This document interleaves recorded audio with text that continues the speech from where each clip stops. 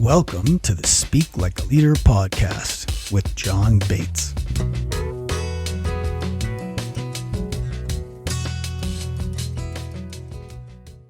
Welcome to the show. With me today is Gil Crosby. He's been an organizational development professional since 1984, and he applies the social science of Kurt Lewin to help organizations navigate change and improve performance. Because as we were talking about earlier, before we came on, the same principles apply in both business and society. So I'm really looking forward to digging into that. He's also a professor at the Leadership Institute of Seattle, and he just published his 7th book, Leadership and the Frontline Workforce, which is for anyone who's in an organization. So I think we're all super interested and excited to have you here, Gil. Thank you for joining us. Oh, it's a pleasure to be here. So you've been doing this for a minute, and I wonder, let's just start with like a major retrospective, if that's okay, because you've been doing this since 1984. It's now 2025. Like, maybe I'll go here. Like, what's one thing that has happened since then to now that maybe surprised you that you didn't expect? Could be good, could be bad, could be indifferent, but like, what's a surprising thing that's happened over that time?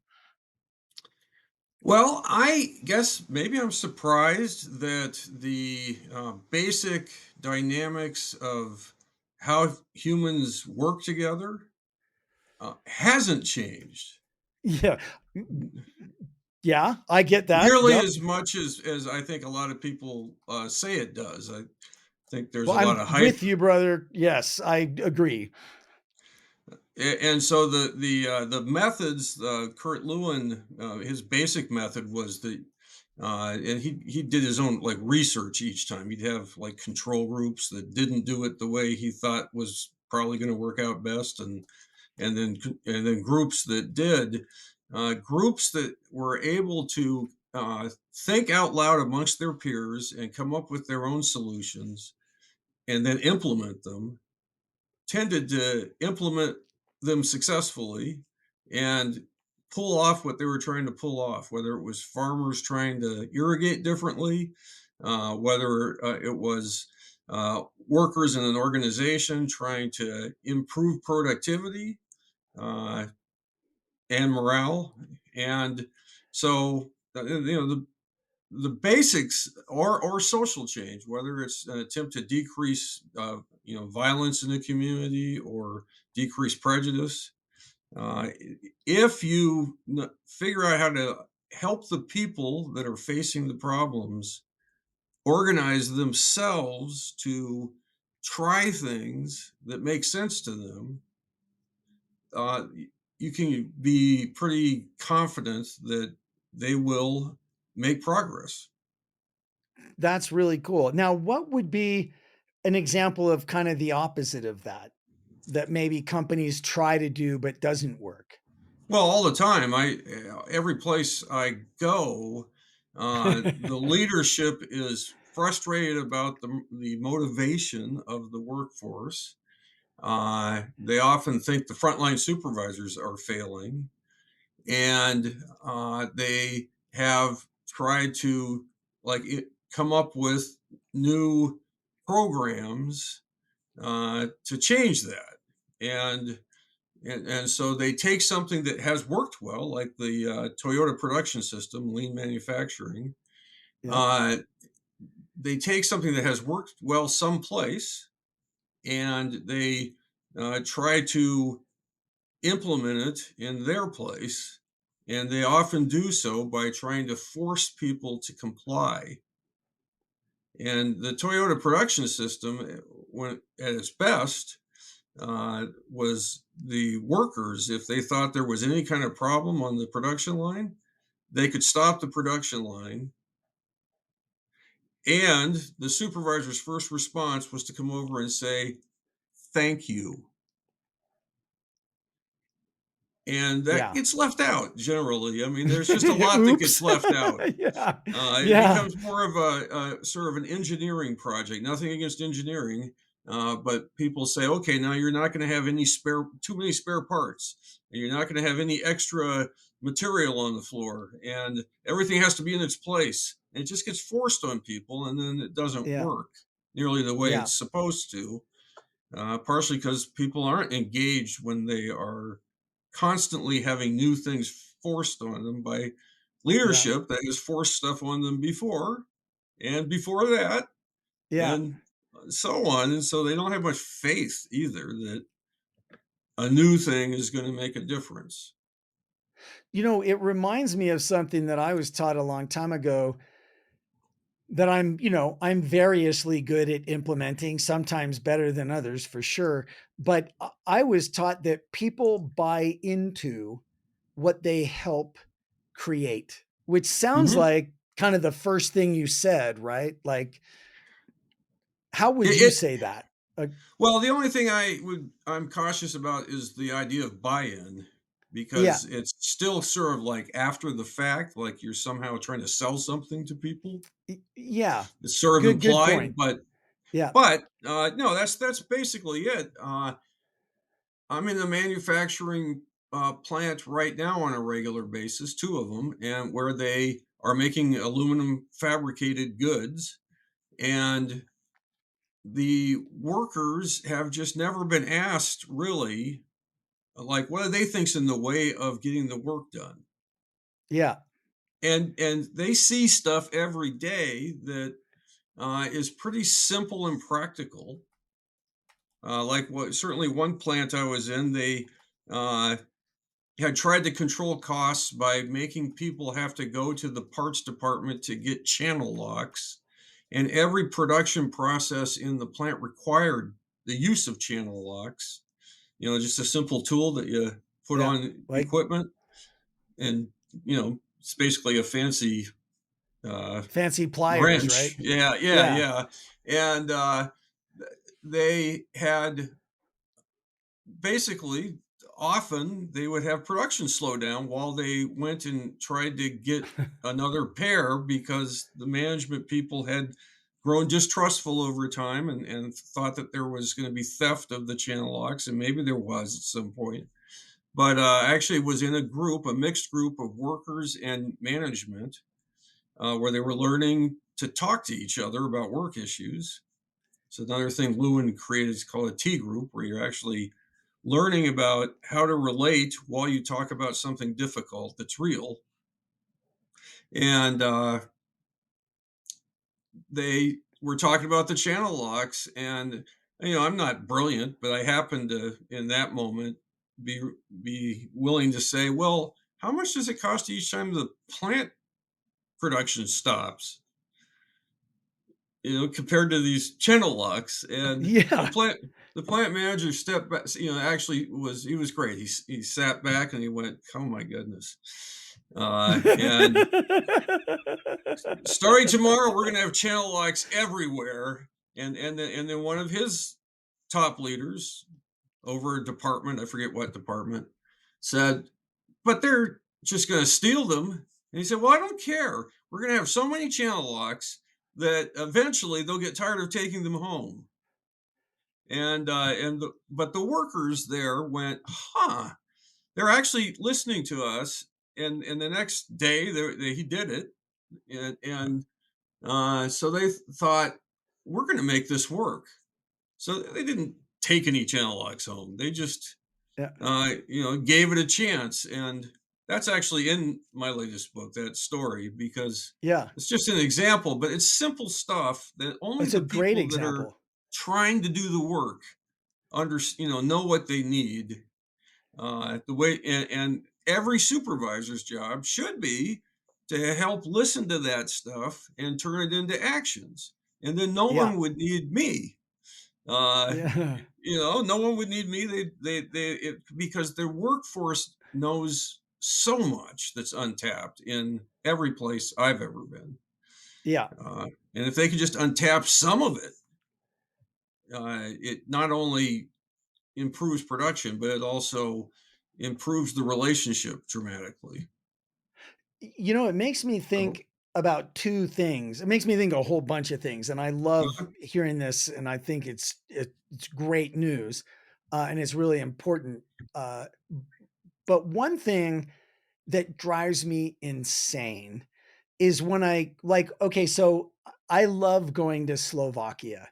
Like, I've done a lot of work in Central Europe, and I just love Slovakia because, like, nobody knows it, and, mhm, like, it's beautiful and it's cool, and it drives me crazy because there's no customer service of any kind, because just kind of, I think, as a holdover from the communist times, and, like, still coming out of that and everything, there just no one is empowered at the base level of anything, right? Like at a mhm. restaurant, the waitress or the waiter, they're afraid to do anything for you because they might get in trouble. Like, it's the most obvious simple things that, like, I could go away feeling so good about it if they would just fix this problem, but they can't. They got to call the owner, and the owner's not home right now, and whatever. And like, and I started to notice that as a pattern of what would drive me the most crazy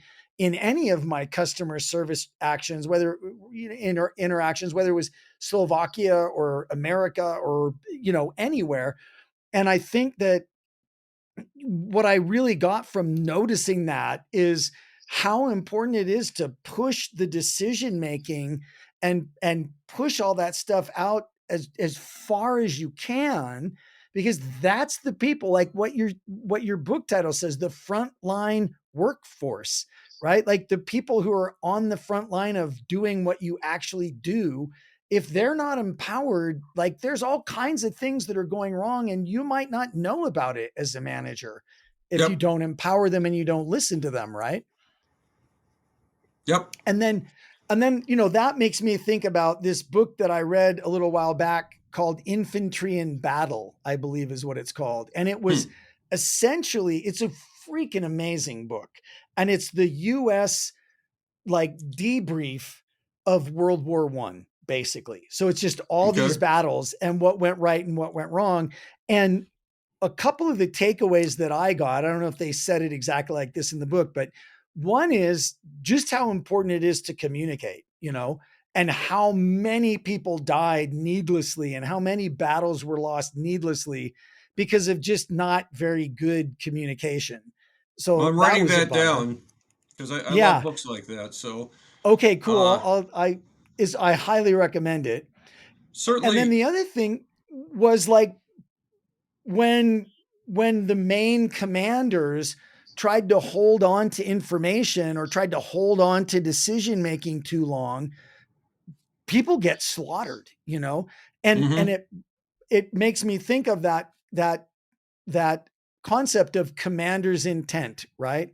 Like, in World War One, there were a lot of people that died taking a hill that was actually unnecessary if they would have known commander's intent, but all they knew is you got to take the hill. Well, no, you don't have to take the hill. If you can manage to get around it and do the thing you need to do, forget the hill.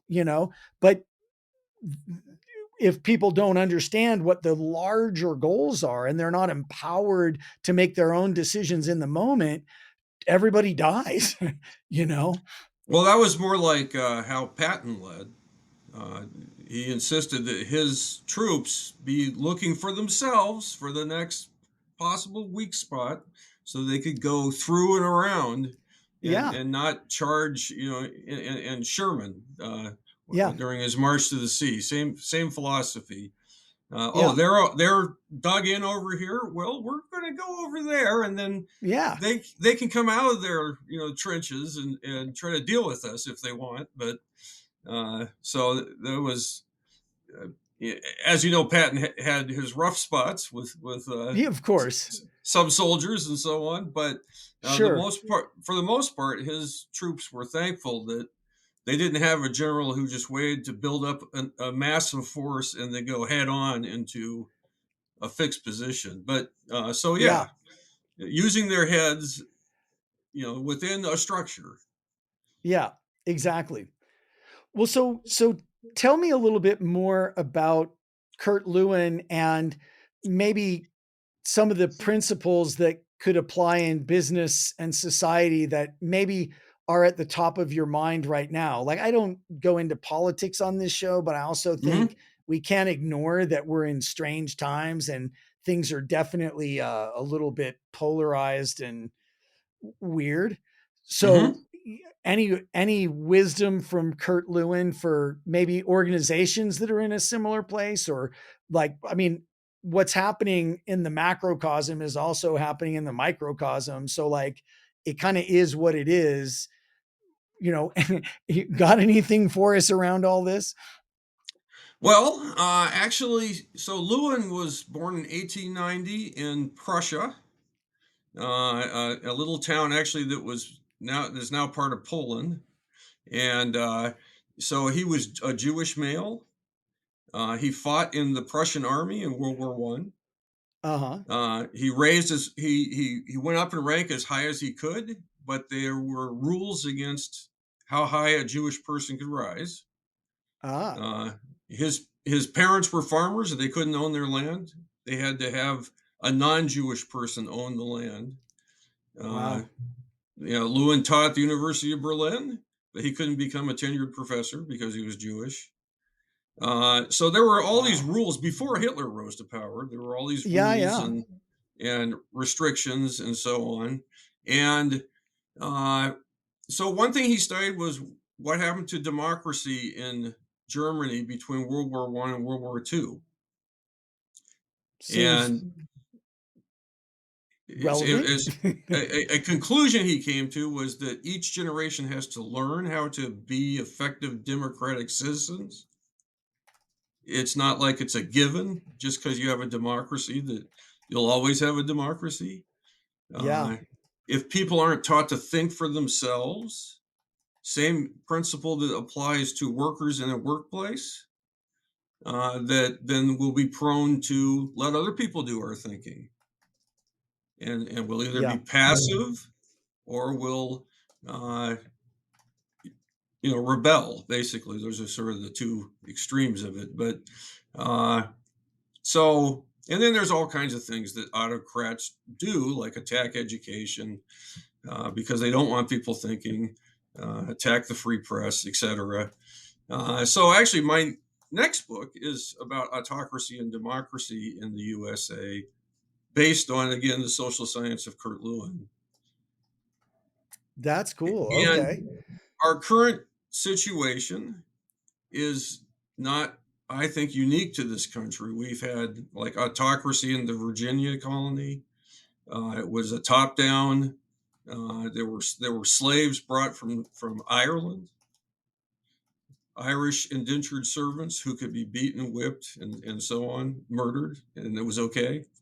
Uh, we've had this theme, this sort of tension since the beginning between Yeah.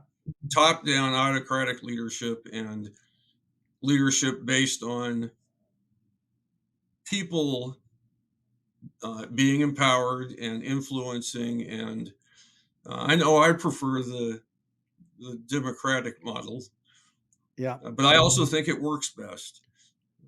You I mean, it's mentioned the that book worst form earlier. of government besides everything else we've ever tried. Exactly.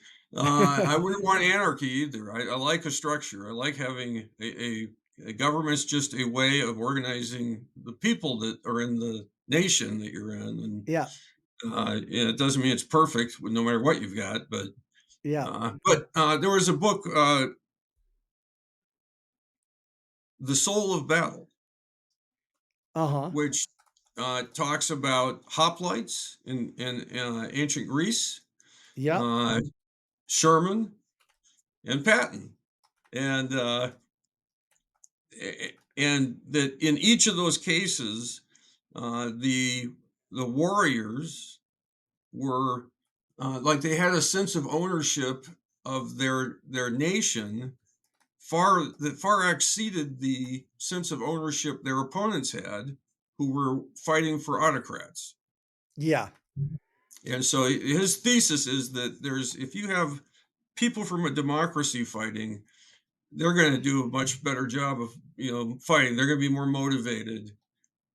They don't need just to have the general tell them what to do, uh, and so there's Well, democracy is an advantage even on the battlefield. Is basically what. and I think that's an absolutely provable point. And I look at what's going on in Ukraine and Russia right now. You know, Hmm. I think It's a great I mean, example.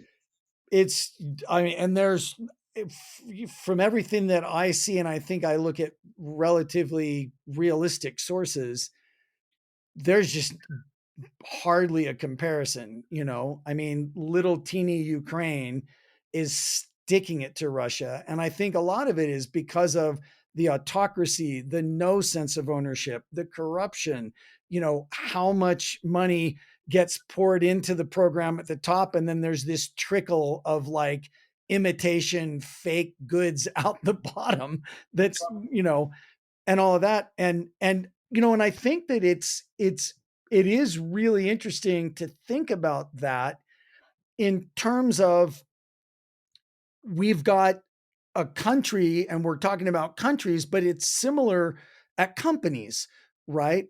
And so like if I were to go back over our conversation thinking about companies, Hmm. each generation at a company has to learn how to be effective democratic, whatever it is, citizens in their company. And if you fail at onboarding people and getting them into the culture of the company and having them understand and all of that, you know, if you don't educate them well, then you know that company may not do very well going forward, right? Sure. Well, And just the leaders, the whole leadership structure. yeah. People need skills, and they need some model of what's effective leadership, uh, and so that's generally missing. And Mhm. now, again, Lewin's not the only leadership model I turn to, but he basically Yeah. said you've got to each person, each leader, and each follower needs a balance of structure. So they need clear direction from the leader. They need information. They need to know the leader has to hold people accountable. Uh, and they need freedom, as much freedom as is possible, and the freedom varies. You've got experienced mechanics, you don't need to watch them very closely. You've got new operators, you better give them a lot of help, and onboarding, like you said. Most onboarding, as I experience it in most manufacturing situations, is uh, we're nice to see you. Here's you put them right on the production line, Yeah. and hope they don't sink, and a lot of them do, and then they go back out the door. And so but there's a balance of enough leadership but not too much, and enough freedom but not too much, Yeah. and which is Yeah. the same thing with the democratic principles. Again, it's Yeah. and if you're uh, autocratic in your leadership, where you're doing all the thinking, then morale's going to stink. People will do Plummet. what they're told when you're watching them, but they might not do it when you're not watching them. And then if you go too far the other way, and actually a lot of places are like this, partially because they've bought into this whole thing that uh, well, the way to improve productivity is to have leaderless teams, and Yeah, okay. to flatten the whole thing, and even the whole concepts from like physics, that self-organizing, that you should have a self-organizing organization. And just like a leaf knows, all the cells know what to do. Well, that's nice. They're cells, they're programmed to do what they do. But Yeah. humans, think for themselves, and they need more guidance than that, and more structure. And Yeah. you mentioned earlier about my mentors and so on. Well, one's my Yes. father, who just called a minute ago. He's 97, and we're That's doing a so great. presentation together in Spokane on the 29th of yeah, 29th of September. It's coming right up. Coming He right up. lives in 25 Spokane, days. so the conference is there, so it's a great opportunity. But he started the same work in 1953, and that's really Wow. who I learned the most from.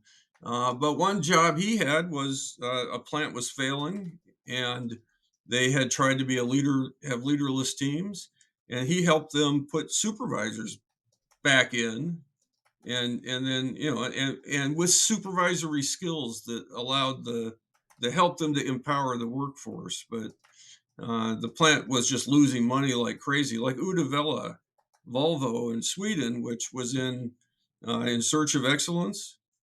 Uh-huh. Well, a few years later, it was out of business.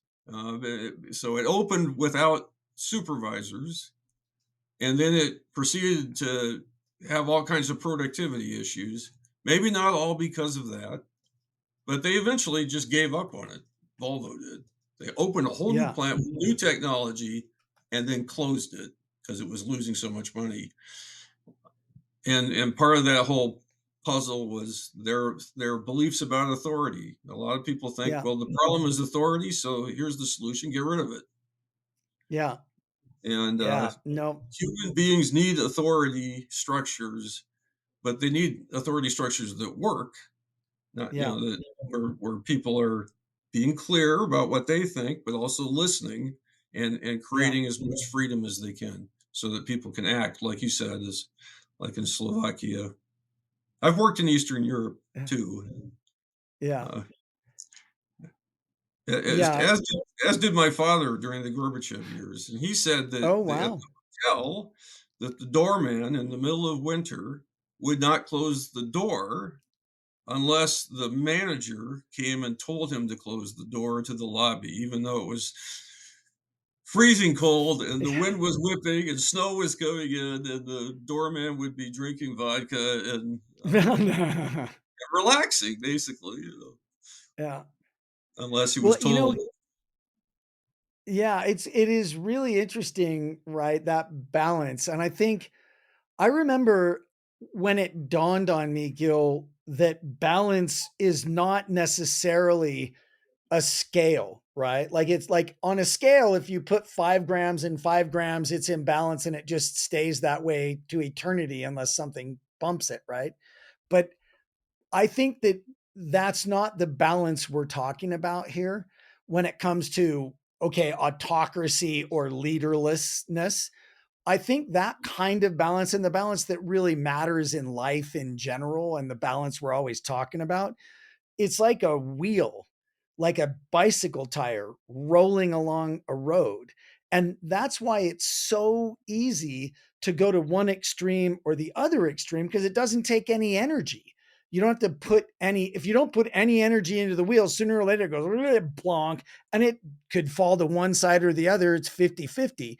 But to to hold that balance takes constant energy input to keep that wheel rolling and in balance, and that's just that's hard for people, like I think a lot of times people want to just like, okay, this is how it is, we're done, no more energy, but that just doesn't work in this situation. Or they're all adults, I shouldn't have to tell them what to do. Right, yeah, yeah. I mean, you know um I think that's one of the harder things to learn is how to really delegate well, right? And Hmm. actually give people authority and autonomy and yet still follow up, trust but Hmm. verify, all that kind of Hmm. stuff. Hmm. I think that's just a very, very difficult thing. That's a very difficult balance. Like, do you have any guidance on that? Well, like you're saying, that takes work. I mean, Yeah. you can't just be hands off, and you can't do all the thinking, and be Yeah. in charge of everything, and so you have to figure out how to uh, get the right mix with each person, because again, some people need more structure and more guidance and on some things and not on Yeah. everything, and so Yeah. you have to be in conversation with people. And part of the reason why there's an absence of leadership in a lot of places is that the place is structured so that, well, the person in charge of the whole plant in the evening also is the one who fills in if hourly workers don't show up. And so they're on the production line trying to keep production going. And there's no way they can really supervise anybody, Yeah. let alone Yeah. the whole production situation. And or the people, the supervisors, the different managers, the different engineers, etc., are in. They're just absent because partially because they're in meetings all day, Yeah. and the meetings are all well intentioned, but left to themselves, they aren't saying no to the invitations from authority figures. They aren't, Mhm. saying, I think we could solve this problem with two or three people. Yeah. Uh, the people, there's no place I go where people don't say they sit through all kinds of meetings where they don't even know why they're in the meeting. Yeah. Yeah.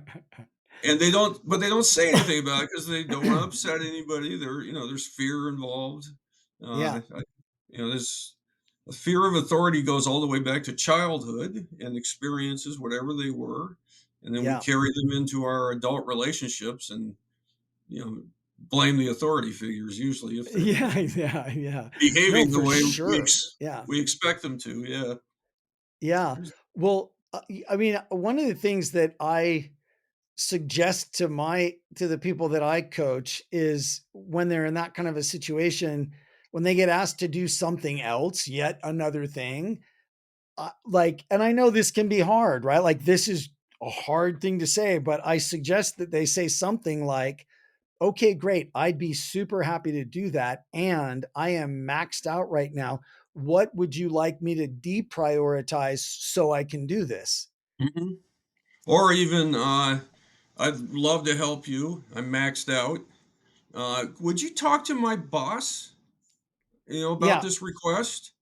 Yeah. And look, if they want me to drop something else, then great. Yeah. But so people also don't want to work the authority structure in the organization, and that Uh leads to huh. all kinds of chaos. Uh, there's a whole model around that by Connor that we use, that sponsor agent target, and Yeah. the where people are just trying, they're being bossy with people over whom they have no direct authority. Yeah. It can And happen then it even gets between like and then it gets production and socially maintenance. awkward. Yeah. Very, yes, where they either blame the other and keep fighting, or they give up, or whatever, but things don't get done Yeah. because there's misalignment in the authority structure, and they don't even know about it because people down below are just trying to squeeze stuff from other parts of the system, and Yeah. don't want to bother the parents up above and might make Right. things worse. Yeah. So anyway, there's just a lot of little nuances to all this, and then some of it's Yeah. pretty simple. Well, yeah, I mean, I love how you look at things, and I think, when we were talking before we came on, um, I mentioned I studied sociology with an emphasis in social psychology. So, Hmm. like, I love your outlook and your approach, and it really resonates with me. So I appreciate you coming and joining us talking about it. And I want to remind people that your book is called Leadership and the Frontline Workforce. And I think people have a better idea now of what would be in there. Lessons from the Targets of Change, which is a great subtitle.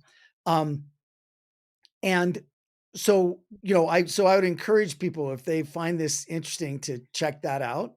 And you know, I'm I'm just definitely a fan of empowering your people. I think it will come back to you in the most helpful ways.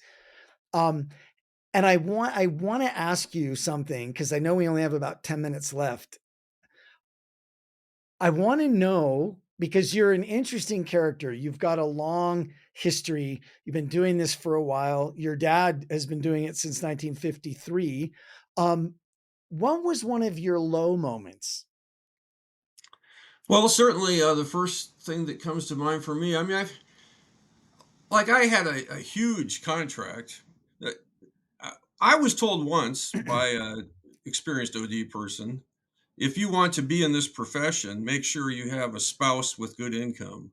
'Cause there's gonna be ups and downs, and the ups and downs have always been, the bigger economic changes that have happened during my lifetime. Like, I was working with my dad as an apprentice starting in '84 up until '86, and then there was a recession, and we happened to be in the aluminum industry, and that got really hammered. Like, the Russians dumped a bunch of cheap aluminum onto the world market. And so all of a Yeah, sudden, all the production places in the US went into a panic and shut down production. And anyway, so there's just ups and downs. And the Great Recession certainly was uh, probably the yeah, hardest one for me. The pandemic was no picnic, but at least there was relief. I got some of yeah, that. I appreciated it. Still yeah, paying some of it back. yeah, But me too. anyway, yeah, as an individual, if you got it, you still had to pay some of it back. If you had one employee, if only I had one employee. Anyway, I'm an Yeah, independent contractor. But anyway, but I appreciated that. But the Great Recession, there was nothing like that for me as a consultant, and yeah. no unemployment benefits, nothing. And it was probably about halfway through 2009 when I, started driving a taxi cab part time Yeah, in order to survive. And so which was quite an experience. I did that for about yeah. 2.5 years, where Wow. I'd Must have go been a get a great learning experience. it was a lease a cab for 7 days. I drove it 12 hours a day, 7 days that week. I barely made ends meet. I had back taxes at the end of it all and so on. And but yeah, it was fun. But it would have been a lot more fun if there was some money involved, right? But it Sure, was but it yeah. was enough. But one thing I believe in is that you do your best, and so I just went after that particular mix of, like, every 6 weeks or so, I could go do my organization development work every Uh-huh. 2 months, something like that, and Yeah, then I'd come back and see if they had a cab, and they liked me. So as soon yeah. as they had a cab, one had 400,000 miles on it. Wow. Yeah, the Crown Victoria Wow. with 400,000 miles on it. But if they had a cab, then they'd give it to me.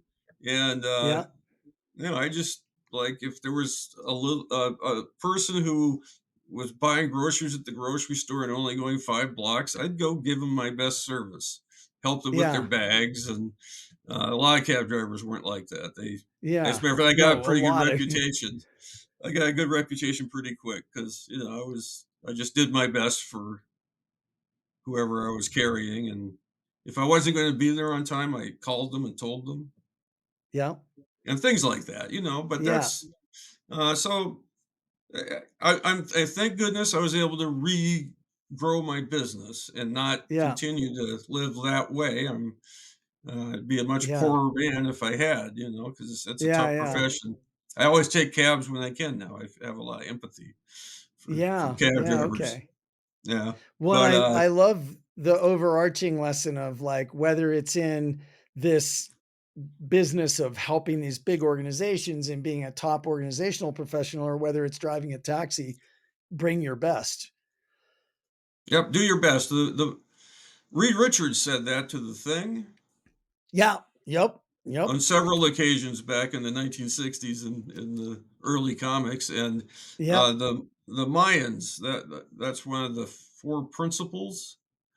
Yeah. Uh, Yeah. so do your best, and yeah. So it's if you do your best, then even if things don't work out the way you hoped, you can still feel good about yourself. So, Yeah. and there's a better chance things will work out if you're doing your best. I So fully it's agree. just makes total sense to me. But the other thing I learned from all that, though, is don't get cocky about your finances just because money's rolling in, Yeah. because it might stop rolling in Yeah. abruptly. Yeah. Yes. So,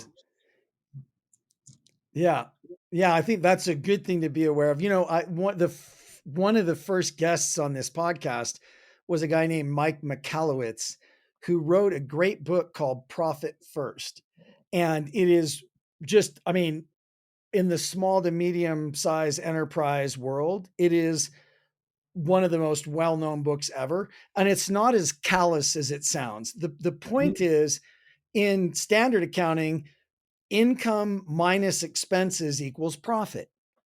But in the way human beings work, income minus expenses ends up never leaving any profit. So what you need to do is have it be income minus profit equals expenses. And he's got a whole system of, when you get money in as a business, you allocate it and you put the profit where you can't even see it immediately, so that every time you look in your operating account, you don't think you've got that money to spend, right? Because if you see it, you'll spend it. And so it's a great, great book. He was one of the first authors on here, and that is, that was what saved me recently when I had a shoulder surgery and I had a post-op infection and I was down for a Mm, year, Gil. But wow. because I had been implementing profit first for a long time, I made it through that. Hmm. Not, it wasn't pretty and it wasn't easy, but I made Hmm. it. So I think that also is really good advice. Don't get cocky, you know. Yeah, yeah. I'm better at my own advice than I used to be, and I still like I want to see as much of the world as I can. Yeah. And Yeah, you do know, it. You only go around I once, spend right? money to do that, and yeah, yeah. Yeah. That's I cool. don't think I'll stop, but that's all right. In Yeah. this profession, also, it's kind of good to be old, Have and a it little also, experience. yeah, Yep. it helps to have experience, and then uh, I can, as long as I stay healthy, I can probably do this another 10 years or something. I'm Yeah, 66, yeah. but so far so good. Good. Can I Well, say yeah, something well, about this book, the please. most Yes. recent Yeah, I book? was just going to say we need to wrap up. I'd love to know if there's anything else you'd like to say, anything I didn't ask, but please. Okay, so I'll say this. First, Kurt Lewin, really, who is my action hero. Here's Kurt. Uh-huh. That's one of my books, and this book actually takes his stuff about politics and social psychology. Really, this is the guy who mixed sociology with psychology That's awesome. first, right? And so anyway, that book takes he wrote a lot of stuff, and some of it's really hard to read, and some of it's easy. And I organized it to make it so that it's accessible to you know people that might not want to read his hardest stuff. Is And that that's music called playing? it was just my Zoom thing for my next Okay. call. Okay. Well, that's important. But no, but it's okay. Like they understand, they know I'm doing this. So it's called Plan Change, and that's by you. Yes. And that goes into some of the best stuff from Kurt Lewin. Yeah, it takes a lot of his actual writing and just organizes it in a different way. Oh, that's Make great. it I mean, I'll probably be the first one from this podcast to go grab that book. cool. And then this book, these are my most recent books, Diversity Without Dogma. Well, Uh-huh. Lewin spent a lot of time trying to combat racism, understand it, and do something about it. And he did something about it by bringing people together and helping people in communities come up with their own solutions, and had a lot of success with it. And so and in the midst of that, he created this thing called a T group, where people learn by paying attention to their emotions in the moment. How do they know what the other person meant? Uh, you know, how do they manage a moment where they feel defensive without just defending? Yeah. Not that some defending's fine, and no emotions are bad, even defensive. It just means you think that somebody misunderstood you, or they're Yeah. being critical to you in a way that you don't think makes sense. But if Yeah. you don't explore what they meant with them without attacking, you could just be making it up. Yeah. Which we do all the time. All the Yeah. time, yeah. And so those basic skills are best learned through an experiential process of talking to each other and talking about those things as they arise in the moment. And that's called the T group. Lewin invented it. The whole graduate program I'm a professor in, the Leadership Institute of Seattle, is based on T group learning. There's It's all in person, and you come for a week, five times a year, and you're part of the time you're in these groups, paying attention to your immediate reactions to the other people in the group and so on, and talking about it and learning from it. That sounds fabulous. It really is, and that's all from the same guy, Lewin. So his approach to decreasing prejudice, he would not have people get in a room and have somebody tell them you're all racist. If you're part of the racist structure and you're pale skinned, like the people that have been running the country, you're racist. But Yeah. that's what some of the diversity training has done, and some of the best books about it, best selling books. And that's some of the reason there's a backlash. Yeah. Although there's been a long-standing use of race to divide and conquer in this country by people with autocratic tendencies. So it's not that this backlash is it's this the backlash is real, but it's also part of a long historical struggle that's going on. Yeah. But Lewin helped address that stuff by bringing people together. And if people are willing to come, you are grateful, and you get them involved. And so, if you're going to address gun violence, you need gun owners, you need the police in there, you need gun sellers, and you need people living in neighborhoods where there's gun violence. You need gang members. You need Yeah. all those people to the extent possible. If you can get any of them in the room together, then you have a chance of making a difference.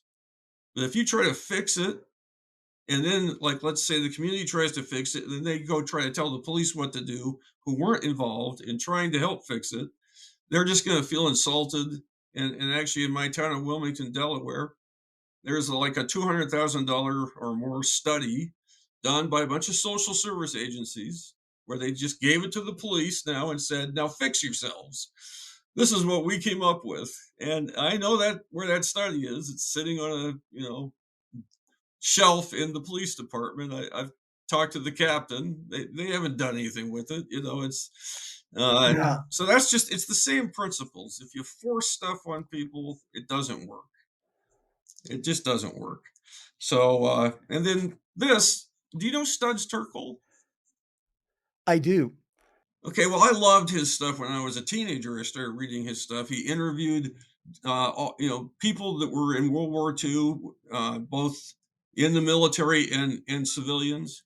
And his whole book is interviews. And then he interviewed workers from that time period. Yep. Anyway, so this book is interviews. I interviewed a whole bunch of people that were in organizations before, during, and after the work my dad did and I did. And so there's just a lot of voices in here to help illustrate the stuff that we're talking about. That's fabulous. Now, for some reason, I'm echoing here. Sorry to everybody listening. I can't tell that, Joe. Okay. All right. Maybe it's just me. So, okay. So those are your books, and we'll have links to those in the show notes. And I would obviously love to keep talking. I've got to jump to my next call. You've got to go. I promised you I'd get you out of here. But, let's get together again in a little while and talk about, maybe we could dive more deeply into things like diversity and company structures and things, some of the things that we only got to touch on here.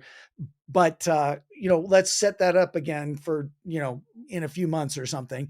And thank you so much for joining us. I really appreciate it. I love your approach. I love what you do.